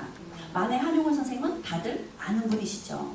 불교계를 대표하는 독립운동가이십니다. 한용운 선생님이 백난 중 분투하는 정세권 씨에게 감사하라 이렇게 이야기하셨답니다. 이 어려운 와중에 회관을 건설하고 물산 장려회의 경리를 맡아서 재정적 지원을 아끼지 않은 정세권 씨가 백난 중에 회관을 완성하고자 고군분투했다는 것은 참으로 고마운 일이다. 이렇게 극찬을 해주셨습니다. 그런데 이렇게 물산 장려운동에 뛰어드신 그리고 적극적으로 지원을 아끼지 않으셨던 정세권 선생님 이후 일본은 그렇지 않아도 예의주시하고 있던 정세권 선생님에게 이제 압박이 들어오게 됩니다. 심지어는 체포되어 가셨다고 합니다. 그리고 이런 취조를 당하셨다고 합니다. 물산장려운동에 활발히 활동을 하는 것은 이것은 독립운동하는 것이 아니냐 이런 취조를 받았다고 하거든요. 어떻게 말하느냐에 따라서 자칫 위험해질 수도 있습니다. 뭐라고 이야기하셨을까요? 이렇게 이야기하셨답니다. 오사카 사람이 오사카 물건을 사자고 하는 것도 독립운동인가? 와, 짱이다 진짜. 할 말이 없게 만들죠. 야. 네, 다행히 풀려나실 수 있었다고 합니다. 이후에 정세관 선생님은 이제는 우리 말을 지키겠다고 하셨습니다. 혹시 말모이라는 영화 알고 계시는가요? 보셨는가요? 네. 이 말모이라는 제목이지만 사실 이게 실화를 바탕으로 한 영화였습니다. 실제로 우리말과 글을 지키기 위해서 우리말 큰 사전을 만들기 위해서 몰래 우리말과 글을 모으는 운동을 벌였었어요. 그게 말모이 작전이었거든요. 그런 실화를 바탕으로 한 영화인데요. 이 영화 속에 실제로 우리말을 모으려고 했던 곳이 조선어 학회였습니다. 이 조선어 학회에서는 1920년대에는 한글이라는 잡지를 발간하기도 하고요. 1940년대에는 우리말과 글이 지역마다 사투리가 많았거든요. 그래서 표준어를 만들자 해서 표준어 사정위원들이 표준어를 만들기도 했었습니다. 마침 정세관 선생님이 조선어 학회 사람들과 함께 찍은 사진이 있습니다. 옛날 자료가 많지 않기 때문에 이런 경우에 조선어 학회 활동을 함께 도와주셨다, 함께 하셨다라는 결정적인 증거가 되는 사진이기도 합니다. 이곳에서 여기 안재홍이라는 분을 만나셨죠. 안재홍이라는 분을 통해서 조선어 학회를 알게 되었죠. 그리고 이분을 통해서 새롭게 알게 된 이극로라는 이분이 해외에서 유학을 하고 돌아오셨는데 이런 이야기를 하셨습니다. 한 민족의 수가 아무리 많아도 통일된 말이 없으면 문화민족이라고 할 수 없고 통일된 말이 있어도 통일된 글이 없으면 역시 문화민족이 아니다. 통일된 글까지 있어도 사전이 없으면 문화민족으로 행세를 할 수가 없다. 우리 민족은 말과 글은 오래전부터 있었으나 통일되지 못하였고 사전이 없으니 나는 이 점을 깊이 느끼어 말과 글을 통일하여 사전을 완성하는 것을 일생의 사업으로 할 겁니다. 이근로 선생이 이런 이야기를 하셨던 거죠. 그리고 그걸 가만히 옆에서 지켜보시던 정태현 선생님이 이 이공로라는 사람이 말로만 하는 것이 아니라 실제로 이런 목표를 달성하려고 애를 쓰고 있구나 라는 걸 보고 지원을 아끼지 않으셨던 거죠. 당시 조선어 학회에서 활동을 하기 위해서는 조선어 학회의 금전적인 지원도 필요하지만 우리말을 모아서 사전을 편찬해야 되잖아요. 그러면 많은 사람들이 함께 모여서 회의를 하고 자료를 모으고 연구를 할 수 있는 공간이 필요했겠죠. 그래서 이분들이 한 곳에서 모두 모여서 연구를 할 수 있도록 조선어 학회 회관을 기증하게 됩니다. 역시 토지를 매입하고 회관을 건립하는데 4,000원이 들었습니다. 아까 물산장려 회관을 건립하는데 2만 원이 들었었거든요. 여기에는 이 4,000원을 역시 12억이 넘는 돈을 내어놓고 조선어 학회 회관을 설립해서 기증해 주셨습니다. 그 덕택에 이곳에서 조선어 학회 사람들이 열심히 연구할 수 있었던 거죠. 당시 조선어 학회의 모습이 이런 모습이었습니다. 지금은 요 앞에 조선어 학회 회관이 있던 곳이다 라고 앞에 표지석이 세워져 있습니다. 그런데 이 표지석을 보니 정말 안타까운 것이요. 조선어 학회는 1921년 주시경 선생의 제자들이 한글 연구와 발전을 목적으로 발족한 조선어 연구회의 후신이다. 1942년에 조선어 학회 사건으로 활동이 중단되었다가 광복 후에 한글 학회로 이어졌다라고 하는데 이곳이 조선어 학회 회관이 있던 곳이잖아요. 그런데 어디에도 정세관 선생님의 이름이 없습니다. 왜요? 그게 앞으로 우리가 해야 될 일이 아닌가 싶습니다. 이 정세관 선생님에 대한 이야기가 사실 너무 늦게 알려졌고요. 또 여전히 제대로 알려지지 못한 탓이 아닌가 싶습니다. 그런데 이게 미군정이 들어섬으로써 그 일본 앞잡이들 계속 미군정에서 일했잖아요. 네, 그런 영향도 그러니까 무시할 수 의도적으로 없습니다. 띄워쓸 수도 있고. 네, 그래서 우리가 광복 이후에 바로 친일 청산이 이루어지지 못한 까닭인 것 이기도 한 것 같습니다. 맞습니다. 그렇게 조선어 학회 사람들이 여기서 활발히 연구할 수 있었고 수년 동안 준비를 해서 말모의 작전을 몰래 우리말과 글을 모으고 있었습니다. 이걸 비밀리에 해야 됐던 이유가 있었습니다. 1937년 일본은 민족 말살 정책을 쓰게 되거든요. 그리고 1938년부터 새로운 교육령을 발표하면서 이제 더 이상 우리말과 우리 글을 쓰지 못하게 했습니다. 그래서 비밀리에 전국적으로 우리말과 글을 모으면서 심지어는 사투리까지도 보존을 해야 되죠. 그래서 사투리까지도 다 열심히 모았었습니다. 그러던 것이 그만 1942년 조선어 학회 사건으로 일본에게 발각이 되고 말았습니다. 이 조선어 학회 사건이 일어나게 된 발단에 대해서는 여러 가지 설이 있는데요. 기차에서 여학생 2명이 우리말로 이야기를 하다가 일본에게 걸려서 그 학생들을 조사하다 보니까 말모이했던 몰래 우리말과 글을 모았던 그 종이들이 발견이 되면서 이 말모이 작전이 발각이 되었다. 그래서 조선어 학회 사람들이 잡혀갔다. 이런 이야기도 있고요. 함흥에 있는 어느 학교에서 그 당시 일본에서 유학을 하고 온 사람이 수상해서 조사를 했는데 그 사람의 집을 가택을 조사를 했는데 그 사람은 의심스러운 게 발견이 되지 않았는데 그 사람의 조카가 쓴 일기가 발견이 되었답니다. 그런데 그 일기에 학교에서 오늘 우리말을 쓰다가 선생님에게 혼났다 이런 얘기가 적혀 있었던 거죠. 그러자 일본 형사가 우리말을 썼는데 왜 혼이 나지? 일본 형사 입장에서는 그 우리말이 일본어란 얘기잖아요. 그렇죠? 일본어를 썼는데 왜 혼이 나지? 하고 취조를 하니까 학교에서 조선어를 쓰다가 혼이 났습니다. 그러면 그 조선어를 왜 썼지? 뭐 이렇게 하다 보니까 학교 선생님이 몰래 조선어를 가르쳤다라는 것이 또 들통이 나버리게 됐어요. 그분이 바로 정태진이라는 선생님이셨는데 조선어학회에서 활동하시던 분이셨던 거죠. 그래서 그 때문에 조선어학회에서 활동하고 있던 분들이 모두 체포되었다고 합니다. 모두 30여 명의 그 학회 회원들뿐만 아니라 이 조선어학회를 후원하던 사람들까지 모두 40여 명이 또 체포되어서 취조를 당해야 됐습니다. 당시 함흥경찰서까지 끌려가서 모진 고초를 당했다고 하죠. 얼마나 모진 고문을 당하셨는지는 우리가 상상하는 것 이상일 겁니다.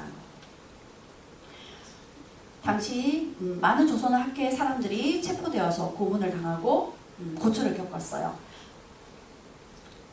그 중에 순국하신 분도 계셨습니다. 그런데 살아남은 분들이 나중에 훗날 다시 모여서 이렇게 그 당시에 어떤 고초를 겪었는지도 이야기를 하셨고요. 또 훗날 살아남은 분들이 함께 모여서 이렇게 조선어 학회 사건의 순환자 모임이라는 모임을 만들고 사진을 남기기도 하셨습니다. 여기 계신 분이 앞줄에 계신 분이 정세권 선생님이시죠. 그리고 이후 일본은 정세권 선생님을 더욱 예의주시하고요. 정세권 선생님에게 일본식 주택을 지으라고 여러 차례 압박을 했었다고 합니다. 그런데 그때마다 일본식 주택을 지을 수 없다면서 오히려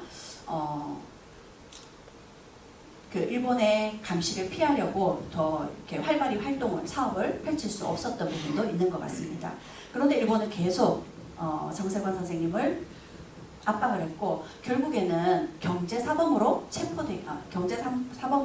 체포되기까지 했다고 합니다. 정세권 선생님뿐만 아니라 정세권 선생님이 아들이 가업을 이어서 주택사업을 하고 계셨거든요. 그런데 본인뿐만 아니라 당시뿐만 아니라 아들까지 함께 체포되었던 거죠. 결국에는 경제사범으로 체포되셔서 당시 가지고 있던 뚝섬 일대 토지 3만여 평을 거의 강제로 강탈당하다시피 해야 됐습니다. 뿐만 아니라 건축 면허도 박탈된 거죠. 더 이상 사업을 할 수 없었습니다. 재정적으로도 큰 손해를 입었고 또 사업적으로도 큰 타격을 입었습니다.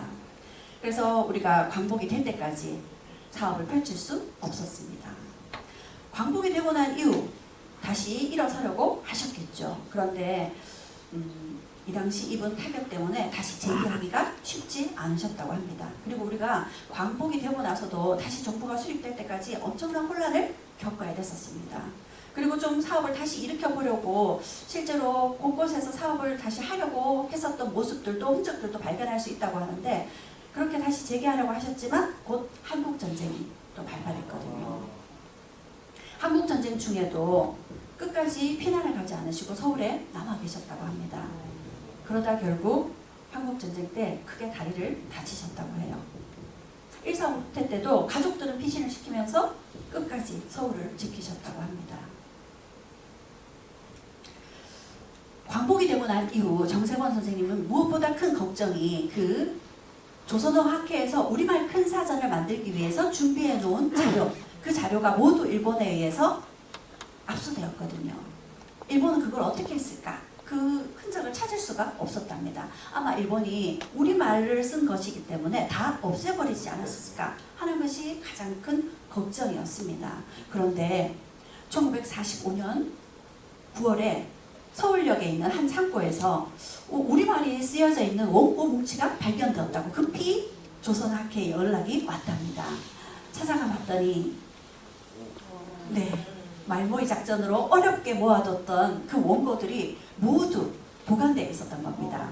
일본은 당시 함흥에서 조사를 했지만 재판을 벌이려면 경성, 서울로 와야 될 거잖아요. 그래서 증거물로 보관을 하고 있었던 거였습니다.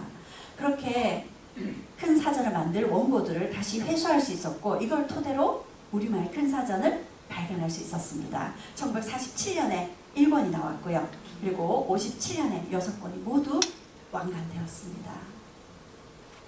정세권 선생님은 1957년에 6권이 모두 완간되었을 때 그걸 딸에게 주셨다고 하죠. 얼마나 감동적이었을까요? 정세권 선생님은 이 우리말 큰 사전이 완간되었을 때 그 완성을 축하하면서 이렇게 이야기하셨답니다. 이렇게 기쁜 축하에 오랫동안 고생하셨던 여러 선생님들의 밟아온 기억을 억제할 수 없습니다. 이제 사전이 완성되었으니 이 사전으로 부지런히 가르치고 배워서 10년이면 10년만큼, 100년이면 100년만큼 익혀서 다른 글이나 말이 아무리 셀지라도 우리 한글 문화를 엿보지 못하게 합시다. 이렇게 이야기를 하셨습니다. 정말 고마운 일입니다. 정세권 선생님과 그리고 조선학회 회원들의 덕택에 우리말이 정말 지금 전 세계적으로 사랑받고 있고 우리의 큰 자랑이 되고 있으니까요. 이런 정세권 선생님을 두고 결국 7.18로 돌아섰던 이광수조차도 이렇게 극찬을 하셨습니다. 실제로 이광수도 정세권 선생님이 만들어준 그 한옥에 거주를 하셨다고 하거든요. 토목 두루마기를 입고 의복도 모두 조선산으로 지어 입고 다니면서 좀 검고 뚱뚱한 영양 사투리를 쓰고 말이 적은 사람인 것만 보았었다. 하지만 그의 인격을 존경하지 아니할 수 없었다. 한 사람의 인격의 힘이 이처럼 영향이 큰가를 느꼈다. 이렇게 이야기를 했습니다.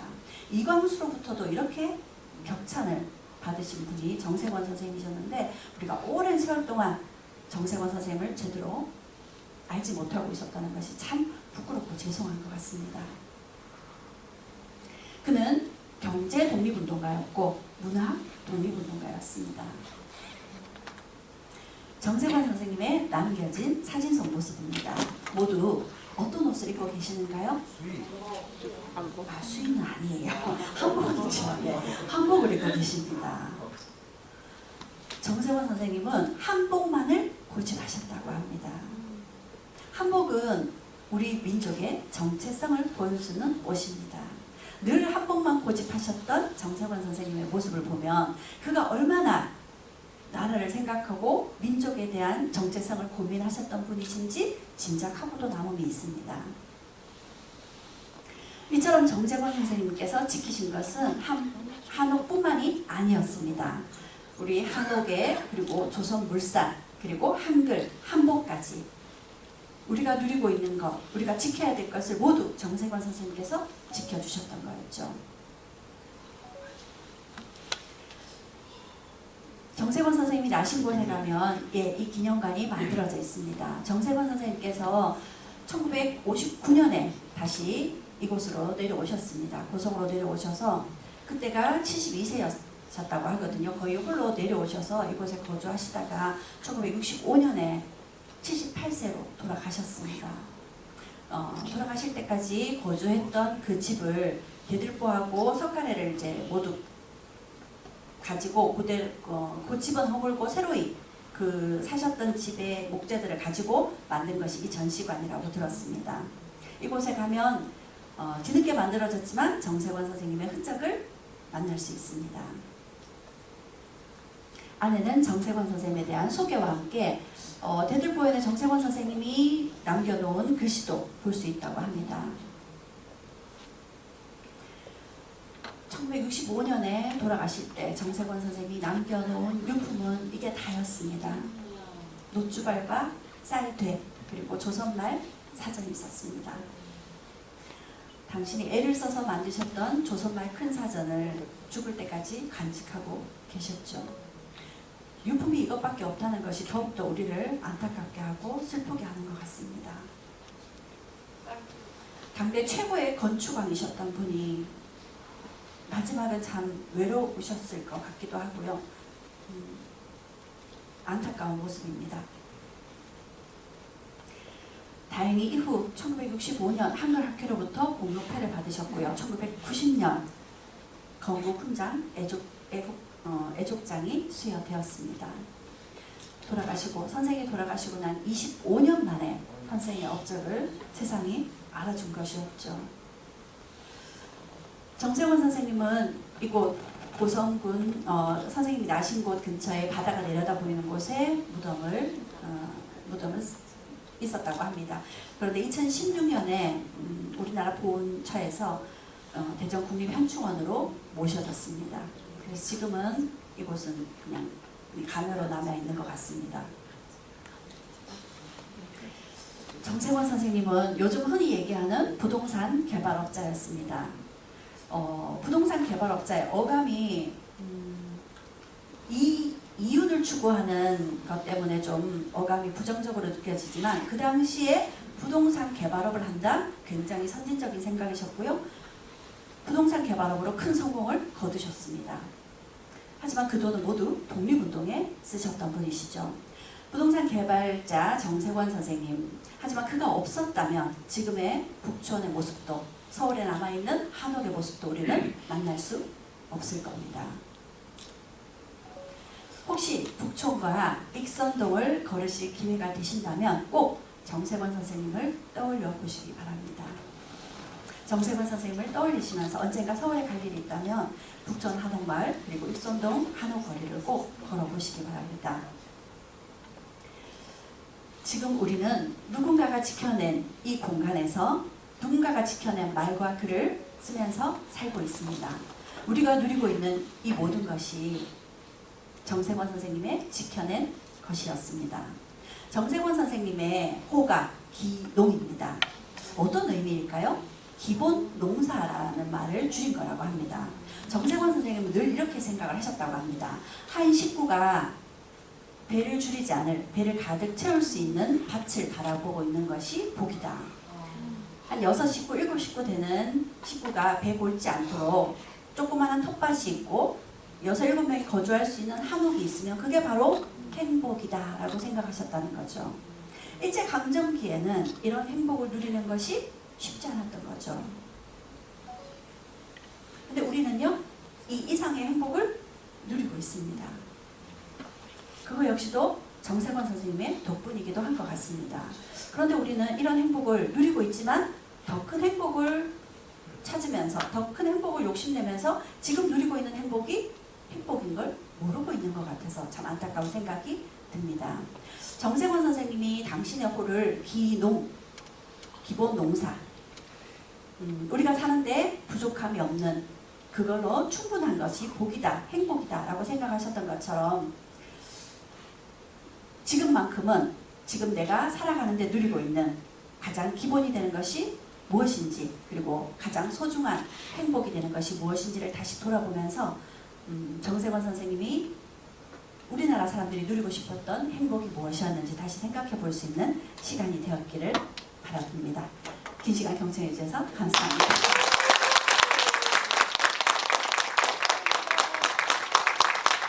네, 제가 관심을 가지게 된 것은 벌써 오래전 아주 우연이었던 것 같은데요. 유튜브를 하다 보니까 우리가 잘 몰랐던 분 그리고 정말 알려주고 싶은 분을 유튜브를 통해서 소개해드리고 싶었습니다. 그런데 유튜브에서 유튜브도 조회수가 더 중요하다 보니까 그런 새로운 분들, 특히 이렇게 독립운동을 하신 분들은 알려드리려고 애를 썼지만 제가 더 일찍 알려드리지 못한 것이 정말 부끄럽고 죄송한데 올해 초에서야 제가 제대로 좀 조사를 해서 강연을 올리게 되었습니다. 알게 된 건 아주 오래전이었습니다. 그래서 참 마음속으로는 감사하게 느끼고 있었지만 유튜브로 활동을 하시다가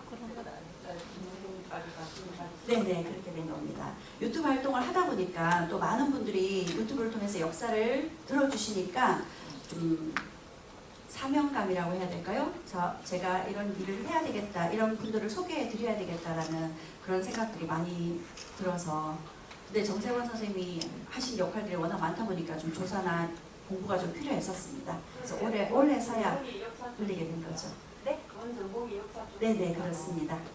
한국사. 네. 또 궁금하신 게 혹시 있으실까요? 말년에는 왜 혼자 고향에 내려오시나요? 네, 그것도 제가 알아보려고 했었는데 그때 연세가 72세이셨을 때 내려오셨더라고요. 그래서 아마도 혹시 부인이 일찍 돌아가셨는지 사모님이 일찍 돌아가셨는지 조사를 해보려니까 나오질 않더라고요. 보통 그래서 꼭 아마도 다른 가족들이 다 장성했을 테니까 이 연고지로 이미 활동하고 있는 분야가 있으니까 가족분 내려두고 홀로 오신 것이 아닌가 생각이 되고요. 따님분이 가까이 사셨다는 이야기를 제가 들은 것 같습니다. 조사를 하면서요. 그래서 이렇게 좀 가까이 늘 함께 사시진 않으셨지만 좀 돌봐주셨던 것 같습니다. 그리고 지역분들이 또 많이 챙겨주셨다고 합니다. 내려오시고 난 이후에. 아까 잠시만요. 네. 그 연장으로 계시다가 서울로 올라가셨는데 이제 이제 땅을 내놓는 걸 사셨다는 거죠. 네네. 네. 이게 그 자료가 많지 않으니까 큰 돈을 얻게 된 결정적인 계기나 이런 게 있는 건 아닌 것 같고요. 1919년 내지 1920년에 서울로 올라오셔서 아까 그 익선동에 있는 한옥 거리를 산 것이 1929년이었거든요. 만든 것이요. 그러니까 그 사이에 여러 차례 집을 사고 팔면서 집을 짓고 팔면서 돈을 모으셨던 것 같습니다. 꽤 빠르게 성장을 하셔서 큰 돈을 모았기 때문에 그 큰 필지를 사서 한옥 거리를 조성할 수 있었던 것이 아닌가 싶습니다. 네, 물론이죠. 시대 흐름을 잘 타신 거죠. 근데 사실 문화주택이라고 하잖아요. 양옥 건물을 지어서 팔았으면 훨씬 더 큰 돈을 버실 수 있었을 겁니다. 네. 그 당시에 1910년대는 일본이 공장을 만들거나 회사를 만드는 것이 회사령이라 그래서 일본의 허가를 받아야만 됐었거든요. 그러다 보니까 일본인들이나 혹은 침입파들이 공장을 지을 수 있고 여러 가지 회사를 차릴 수 있고 그랬었는데 1920년에 그게 풀려졌어요. 그래서 일본의 허가를 받을 필요 없고 그냥 신고만 하면 됐었기 때문에 그때부터 빠르게 이제 민족 기업들이 일어설 수 있었거든요. 아마 그 분위기를 타서 쉽게 얘기하면 이제 집장사로 집을 사고 팔면서 집을 짓고 팔면서 큰 돈을 버실 수 있었던 것 같습니다. 1920년대 그 분위기에서 그렇게 되실 수 있었던 것 같습니다. 네요. 네. 고성에 있는 장인데요. 오늘 고성 처음 오신데 다음이라도 다른 단체, 다른 도서관에서 초빙하시면은 김용 선생에 대해서 좀 더 연구하시가지고 교수님이니까 좀 더 상세하게 초빙하면은 꼭 오시가지고 강의를 한번 해주시라고 허락 좀 해주시라고 그걸 오늘 좀 공부를 해주시고 한번 따라 네. 불러주시면 제가 영광이고 제가 감사하죠. 네. 꼭 불러주십시오. 더 공부해 와서 더 재밌게 들려드릴 수 있도록 하겠습니다. 그리고 이건 질문이 아니고 좀 고생 사람에 가까운 건데 아까 뭐 사투리도 그 표준어만 한 게 아니라 사투리까지 수집했다고 했잖아요. 제가 70년대 말에 고등학생이었는데 제가 마산여자 고등학교를 다니고 있었어요. 그래서 제 동창 중에 한 명이 정확하게는 고등학교 3학년 때 제 뒷자리에 앉았던 분이 박근혜 대통령 탄핵할 때 그 판결문 읽었던 그 헌법재판관 이정미 그분이 이제 고등학교 3번 때 뒷자리 앉았던 친구였습니다. 근데 하여튼 국어 선생님이 고승방어를 연구한다는 말을 하셨거든요. 왜냐? 국민정음 참여할 때의 형태가 가장 많이 남아있는 방언이 고승방어입니다. 제가 고승읍에 살다가 한삼년이라는 곳에 가서 한 10원 정도 살았었거든요. 감염된 질문만 잡겠습니다. 예. 기다리시는 분 계세요. 아, 네, 질문 또. 하여튼 그 정도로. 감염 질문만 해주세요. 네, 그 자료 같은 걸 조사하시면서 이제 제 개인적인 생각에 정세돈 선생님도 우리나라 독립을 위해서 많이 노력하신 분이잖아요. 근데 사실 역사적으로 보면 가정에서 굉장히 힘드셨을 것 같거든요. 근데 역사 자료들을 찾아보면 정세돈 선생님을 알게 된 것도 얼마 되지 않았지만 그 옆에서 내조하셨던 사모님의 기록이라든지 이런 게 찾아볼 수가 없어서 저도 되게 많이 안타깝더라고요. 그래서 혹시 또 이런 강연이나 이런 더 알아보시고 또 공부를 하실 거잖아요. 그러면 그런 한 여성으로서 그러니까 묵묵하게 내조하는 그리고 가정에서도 그 어려움들이 있었을 텐데 그런 것들도 잘 끄집어낼 수 있고 그렇게 좀 연구를 해주셨으면 하는 생각을 했습니다. 네, 그게 진짜 힘들더라고요. 특히 독립운동 하신 분들은 내가 독립운동했다라는 기록을 자세히 남길 수가 없거든요. 더더욱이나 내조를 하셨던 분의 기록은 찾아볼 수가 없습니다. 그나마 제가 자료 조사를 하다 보면 독립운동 하신 분 중에 부인들이 이렇게 수기를 남긴 게 있어요. 그런 걸 통해서 내조하시면서 얼마나 힘드셨겠구나. 또 남편이 독립운동을 하느라 집안 살림뿐만 아니라 자식을 키우고 또 독립자금도 되고 그런 게 얼마나 힘들었는지 그나마 수기라도 있어서 확인할 수가 있거든요. 그래서 그런 분들이 정말 몇 되지 않더라고요. 그래서 이게 안타까운 부분인데 자료를 찾기가 쉽지 않더라고요. 네, 근데 제가 더 조사를 해보겠습니다.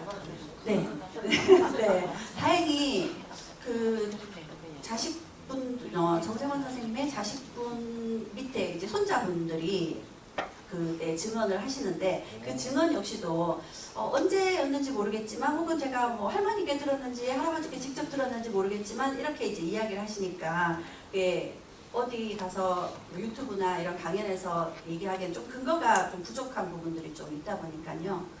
네, 정세권 선생님에 대해서는 앞으로 더 많은 연구가 이루어져야 그런 것들을 좀 사실 검증을 해서 이런 강연이나 그런 것을 활용할 수 있을 것 정책은 내는 같습니다. 운동 집안 어른인 것 같아요. 그러세요? 네. 감사합니다. 두 분이 오셨는데 저기 계신 선생님의 고향이신 땡마을 출신입니다. 네, 아까 우리 기획부님이 말씀하신 바와 같이 많이 알려지지 않다 보니까 이제야 조금 많이 역량을 높여가는 그런 수준이다 보니까 오늘 이런 강연이 그렇게 쉽지가 않은데도 불구하고 우리 하이면에 치흥면에 오셔가지고 안 되면 땡명마을 출신만 해도 130가구니까 상당히 많은 출신이 있는데도 이 할아버지는 대해서는 오히려 하이면민이 아는 만큼 실제로 그저하고 땡명마을 출신 많이 모르고 있는 것 같아가지고 오히려 이런 거를 좀 더 많이 강의를 해서 더 인식이 될 수 있게끔 우리 조선문학사의 유명한 좀 인문학 교수님 이름 불러서 가지고 좀 강의가 좀 많이 영향을 늘려줬으면 했으면 바람입니다. 믿게 돼서 우선 제가 영광입니다. 네, 마을 분들이 잘 모르신다고 하니까 더 안타깝네요. 마을 입장에서 얼마나 큰 자랑인데. 다음 강연 오시면은 땡땡 마을 초기는 하고 네, 무슨 분에서 같이 될지 분에서 이야기를 그런데 네. 그 사람들이 이제 특히 그 독립운동 했던 사람들이 후손들이 어렵게 사는 분들 많잖아요. 네. 거기서 살기가 좋았으면 왜 고향을 떠났겠습니까? 힘드니까 네. 그 도시로 나갈 수밖에 없고 잊혀진 거죠 그냥. 네, 실제로 남원동에 집이 아니라 길인데요. 그 길들이 정세권 선생님의 소유로 된 토지들이 있습니다. 근데 길이 나버렸으니까 사실 소유권을 요구하기도 좀 힘들고요. 예, 그런 흔적들이 남아 있습니다. 이후에도 우리가 친일 청산이나 이런 걸 똑바로 됐더라면 아마 재산을 찾을 수도 있지 않았을까 싶은데 그게 쉽지 않았던 것 같습니다. 근데 교수님, 네. 가회동 가는데 거기에 정색은 버스 스톱이 있잖아요. 버스 정류장. 아, 네네네. 예, 작은 마을이 붙어가 있는데. 네, 맞습니다. 요즘에는 버스 정류장마다 독립운동을 했던 분들의 이름이나 그 살고 계셨던 지역이나 활동하셨던 지역을 버스 정류장에 표시를 하고 있습니다. 그래서 이런 활동들이 굉장히 활발하게 늦었지만 활발하게 이루어지고 있거든요. 네, 그래서 고성군에서도 조금 더 적극적으로 활동을 해주신다면 정세훈 선생님에 대해서 더 알릴 수 있지 않을까 싶습니다. 다른 질문 다음에 강의 오면 질문 많이 할게요. 옆받침.